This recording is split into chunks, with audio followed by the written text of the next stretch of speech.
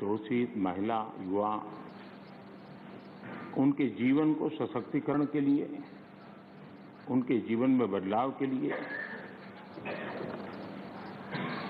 देश में जो कुछ भी गतिविधि हुई है उसका एक संक्षिप्त खाका देश के सामने प्रस्तुत किया और उसमें आशा भी है, विश्वास भी है, संकल्प भी है, समर्पण भी है।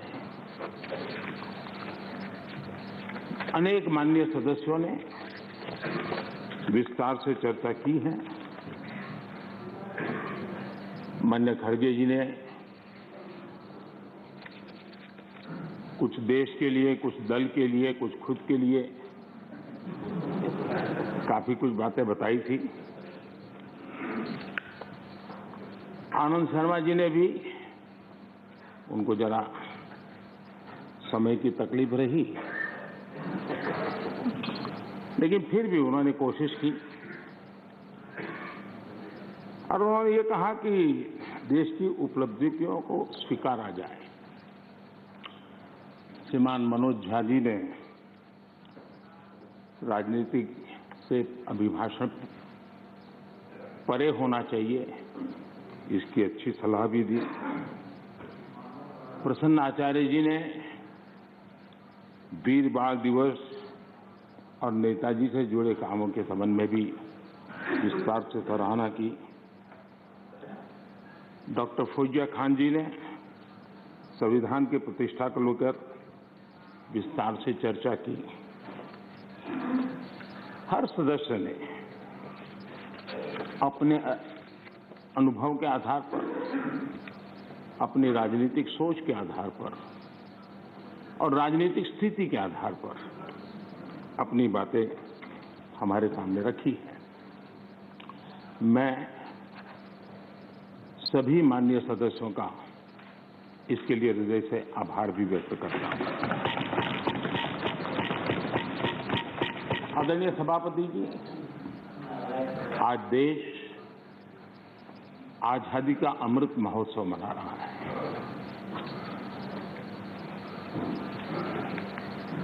पचहत्तर साल का आजादी के कालखंड में देश को दिशा देने का, देश को गति देने का अनेक स्तर पर प्रयास हुए हैं और उन सबका लेखा जोखा लेकर के जो अच्छा है उसे आगे बढ़ाना, जो कमियां हैं उसको करेक्ट करना और जहां नए इनिशिएटिव लेने की आवश्यकता है वो नए इनिशिएटिव लेना। और देश जब आजादी के 100 साल मनाएगा तब हमें देश को कहां ले जाना है, कैसे ले जाना है, किन किन योजनाओं के सहारे हम ले जा सकते हैं,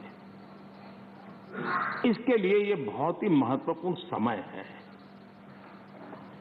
और हम सभी राजनीतिक नेताओं ने, राजनीतिक क्षेत्र के कार्यकर्ताओं ने अपना ध्यान पर भी और देश का ध्यान भी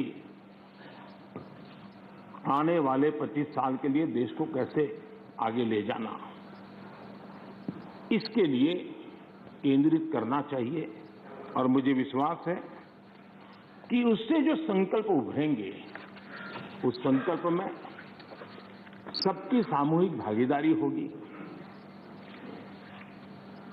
सबका ओनरशिप होगी और उसके कारण जो 75 साल की गति थी उससे अनेक गुना गति के साथ हम देश को बहुत कुछ दे सकते हैं।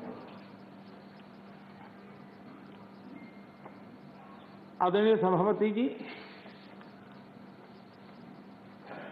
कोरोना एक वैश्विक महामारी है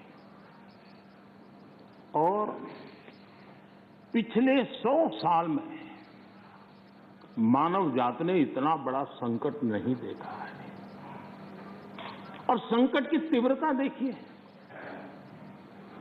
मां बीमार है एक कमरे में, लेकिन बेटा उस कमरे में प्रवेश न कर पाए।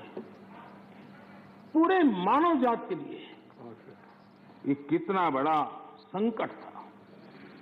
और अभी भी ये संकट बहुरूपिया है, नए नए रंग रूप लेकर के कभी न कभी कुछ न कुछ आफतें लेकर के आता है। और पूरा देश और पूरी दुनिया, पूरी मानव जात उससे जूझ रही है। हर कोई रास्ते खोज रहे हैं। आज 130 करोड़ के भारत के लिए दुनिया में जब प्रारंभिक कोरोना का प्रारंभ हुआ